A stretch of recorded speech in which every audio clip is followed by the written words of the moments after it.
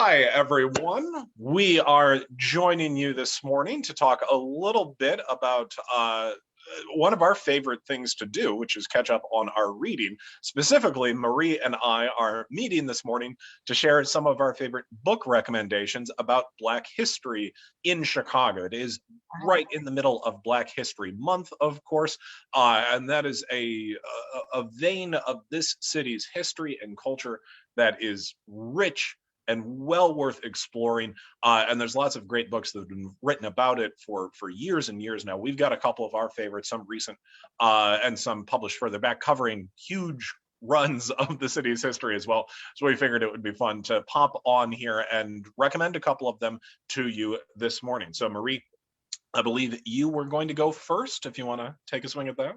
Absolutely. So I wanted to start by recommending one that I think a lot of people are going to be, of all the ones I wanted to recommend, I think this is the one that people might already be familiar with, and that is The Warmth of Other Suns. So this is by Isabel Wilkerson. It was the One Book, One Chicago book a few years ago. That's how it came across a lot of people's radar. And it also won the Pulitzer Prize. Oh, and of course, Alex read it too. It didn't win the Pulitzer. She's a Pulitzer winner for her journalism. This won the National Book Critics Circle Award. That's what I meant. That's what I meant to say, obviously. Sorry. How dare you? That's what I meant.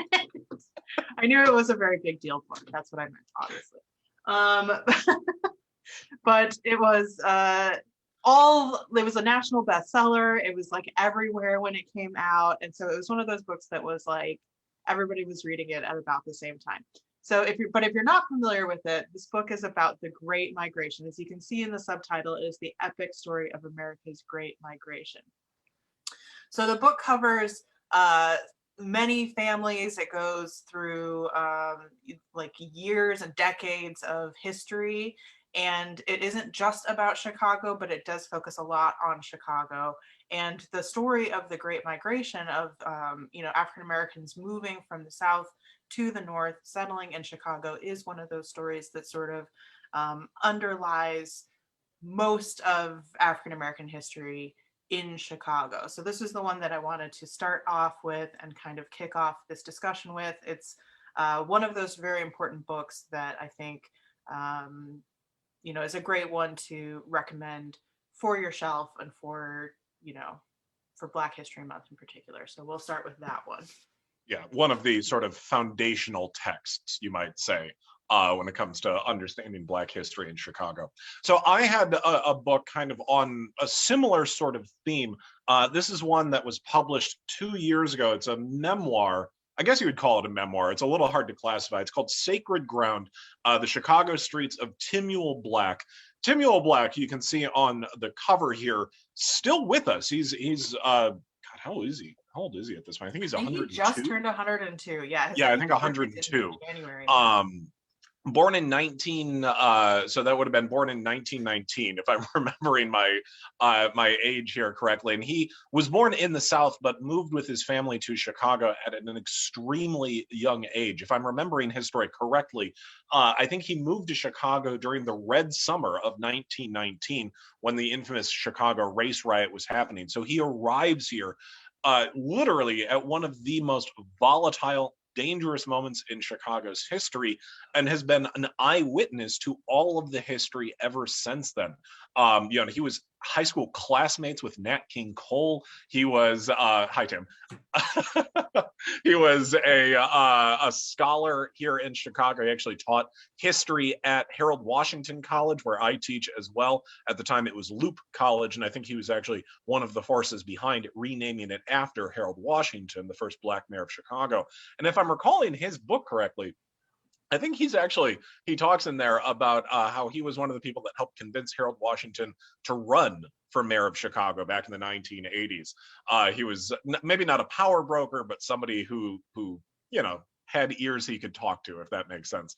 And he's one of those people who's literally witnessed the whole scope of the past century of Black history in Chicago. He's seen it with his own eyes, and he talks about the places that he remembers, the faces that he recalls. And I love how he describes Bronzeville, the area of the South Side that had been the Black metropolis, the capital of African America when he moves here 100 years ago. He describes that as his sacred ground, the place where his community and his culture always hold in their hearts, no matter how how the future changes. So I thought that was a fascinating and moving read when I got the chance to read it a couple of years ago. So I wanted to make sure to recommend that book. All right, Yeah. what do you got next, Marie? Oh, just a great shout out for that book. He's an incredible author in general. He's also a historian and has written other books. But yeah, wonderful. Timuel Black, if you're not familiar with his work, highly recommend in general. Okay, my next recommendation is for a book that is kind of in the news a little bit. I've seen it kind of making the rounds. It's From the Bullet to the Ballot. So this is a history of it's by Jacoby Williams. Wanted to make sure I got the author's name in there. And this is a history of the Illinois chapter of the Black Panther Party, Fred Hampton, and the Black Panthers in Chicago and in Illinois. And their work to create a multiracial, multi-ethnic coalition, and how that was stymied and destroyed by the police, the FBI, COINTELPRO, and Fred Hampton's assassination. So this is a fascinating book. I read this in grad school and have been basically obsessed with the story ever since then. Talked about it with Alex when I think I met him. It was like the second thing I said to him. Hi, I'm Marie. And second, have you read From the Bullet to the Ballot? And because it was just such an incredible story that I had no idea about when I heard about it, this fascinating element of Chicago history that I think is, little understood. This moment in time in the 1960s when there are so many possibilities for what the world and the city could have looked like, and that future never came to pass. And it's kind of in the news now because of this movie that just came out. Judas and the Black Messiah, right? Yeah, Judas and the Black Messiah, which is available on HBO now. I just watched it last night. It was amazing. And it tells essentially exactly the same story. I don't actually think it's based on this book. It just says it's based on a true story, but it's telling basically this exact story from the book. So if you saw that movie or you're fascinated by the movie or the story, highly recommend this book to kind of get all of the details, all of the background of this, little understood chapter of Chicago history. Couldn't speak highly enough for this book. Probably my number one recommendation. Absolutely obsessed. Okay. And every time it comes up, I wind up feeling like a bad friend because, like Marie said, it was literally the second thing she ever talked to me about. I still haven't read it. She's so obsessed and can't get me to read a book. I'm the worst sort of colleague. All of the books that you've read, and you haven't read the one that I recommend once a week. I mean, you see the size of the shelf behind me here. There's a lot to work through. All right. So the next one I wanted to mention is one where I didn't have a physical copy on hand, but I have written about it before, and I can show you what that looks like.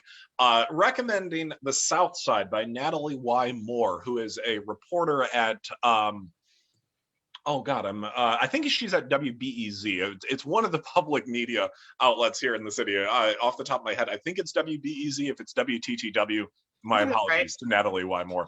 But she's a Black journalist working here in Chicago, and she wrote this book back in, I think it's 2016 this was published, writing about the South Side, and specifically not just, that side of the city, but about the as the subtitle says, a portrait of Chicago and American segregation, how the South Side became synonymous with Black Chicago and how that has shaped both local and national perception and reputation in the decades since the Great Migration began 100 years ago. And she goes back to that history that Isabel Wilkerson explores in The Warmth of Other Suns. She kind of goes through the process, not only of the Great Migration, but then the history of redlining and block busting, of the problems of white flight and disinvestment that happened in many South Side communities.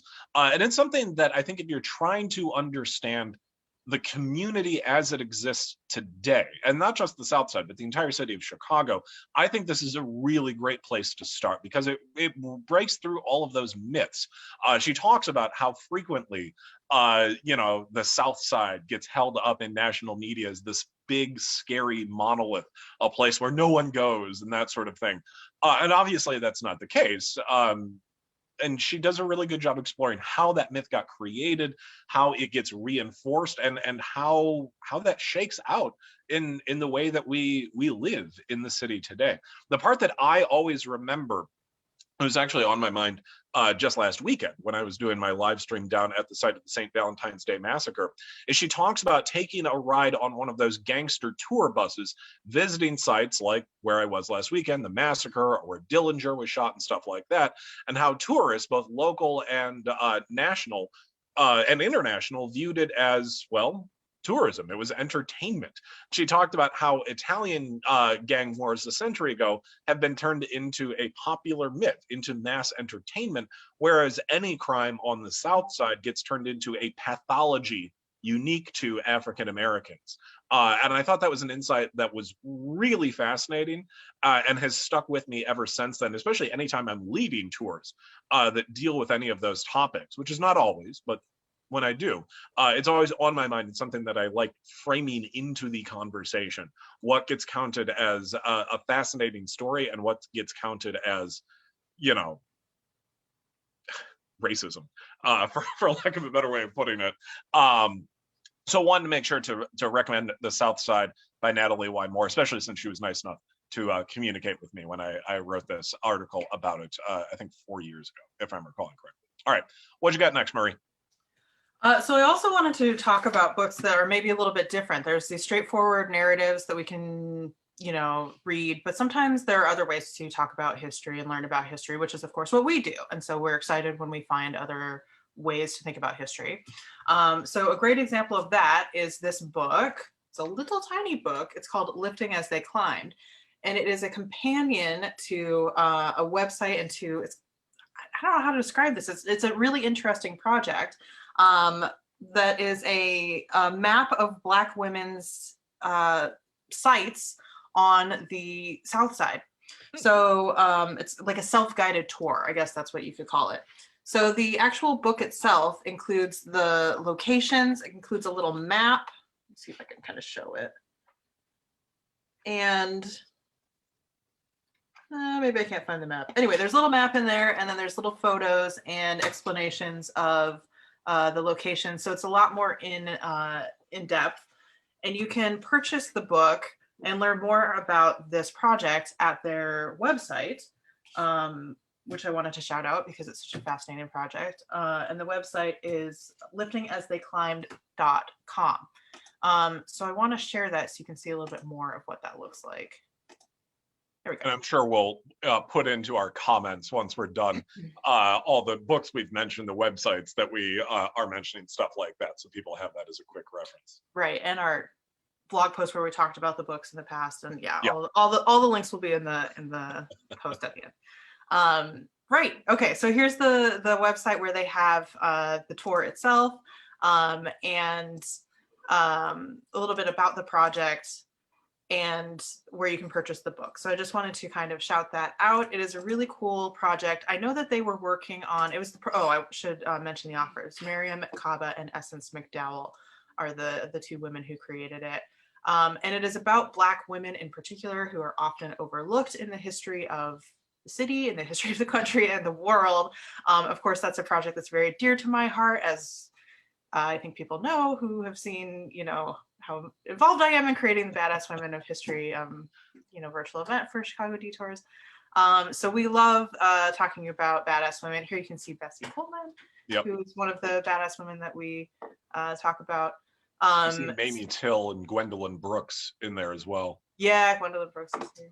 So this is about women of the South Side. I know they were working on a similar project for the West Side that was supposed to come out in 2020, and I think it maybe got delayed.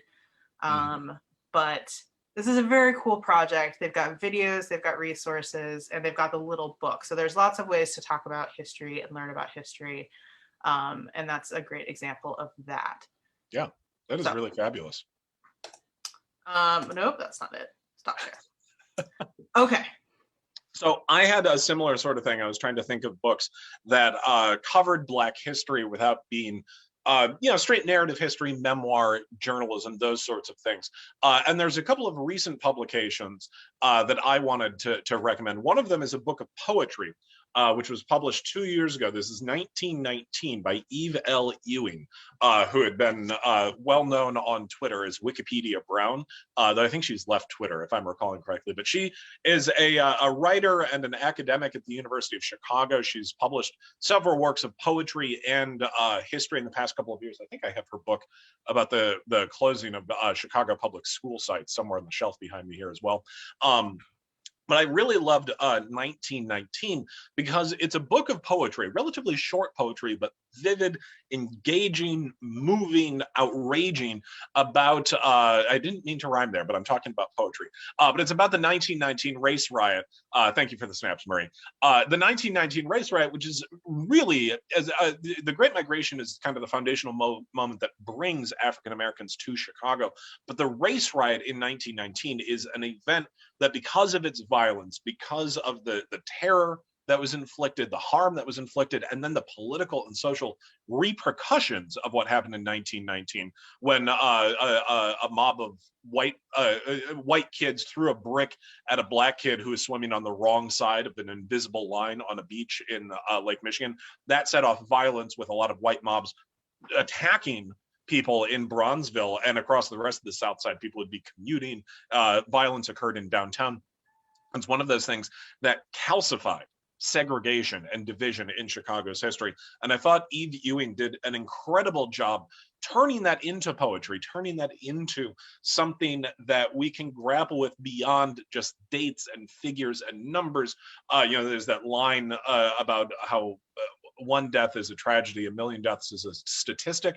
I think Eve Ewing does a really good job of making us remember the tragedy behind century-old statistics like this. And the book also features, and I wanted to make sure to show this, some of the photographs that were taken of the race riot, the violence that some are taken by Jun Fujita, a Japanese-American photographer who's was able to capture that action because he existed in a state that was not Black or white. There was no categorization for Japanese Americans other than outside the mainstream in 1919. So that gave him a lot of fascinating access to what was happening that summer. We wrote about him 2 years ago. The other thing I wanted to mention, just in terms of getting to know Black history, Black culture, and maybe specifically Black architecture, is a book that was published by friend of Detours, Lee Bay, 2 years ago. It's a wonderful book of architectural photography and essays called Southern Exposure, the Overlooked Architecture of Chicago's South Side. Lee Bay, who had been an architecture critic for the Sun-Times, and who's now back on their editorial board after the publication of this book turned him into somebody the Sun-Times wanted back. We'll just put it that way. But he created this book. It's filled with beautiful photographs by Lee Bay, highlighting the architecture that often gets missed because it's on the South Side of Chicago. And like Natalie Moore had talked about, that's just a place that local, national, and international media tend to overlook for, well, biased reasons. The image on the cover is the U Chicago Law School, designed by Saarinen in the late 50s, early 60s. But he does all sorts of beautiful architecture around the city, highlighting the graystones of Bronzeville, the churches of the South Side, including that really fabulous Art Deco one in Bronzeville that's become so popular. I see it on my Twitter feed basically once a week at this point. He's turned a dry cleaning spot in on the South Side, Pride Cleaners, down on 75th Street, if I'm remembering correctly. He's kind of turned that into a local landmark just because of the popularity of this book after it got published a couple of years ago. So wanted to recommend that. It's a great one to check out if you have the chance. And I'm very curious where our copy in the Detours office wound up, because I meant to go home with it. Awesome. All right, so I know we're almost out of time, Marie, but did you have books that you are on your to-read list, something that you want to tackle soon on this topic?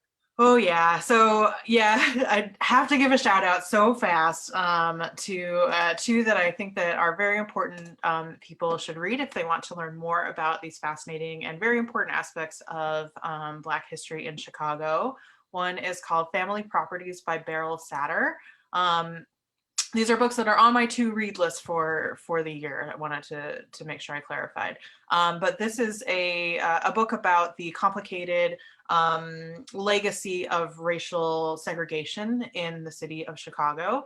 And Beryl Satter took the approach of investigating her own family's sort of implications in this process. She herself is white. She like investigates how her family is involved. So it's kind of an interesting story that is kind of a partial memoir, which is what makes it kind of particularly interesting and was very well lauded. And the other one I wanted to shout out was this book, A Political Education by Elizabeth Todd Breland, who is in fact one of my mentors from my grad school days. And she is now on the Chicago school board. And she wrote this book about the struggles over